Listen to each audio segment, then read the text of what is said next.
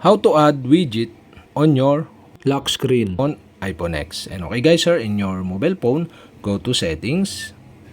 In settings, scroll down and go to wallpaper. In wallpaper, here you can see the customize button here. So there are two options. So you can tap the customize on left side.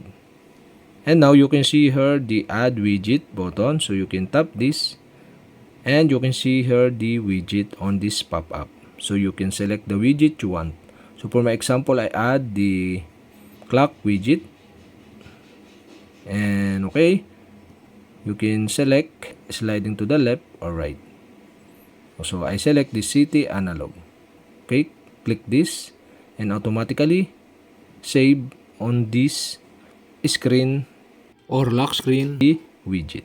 And that's it. Okay, you have successfully add widget on lock screen on your iPhone X. To remove, okay, you'll have to do is tap the widget and tap the negative sign on the widget to remove.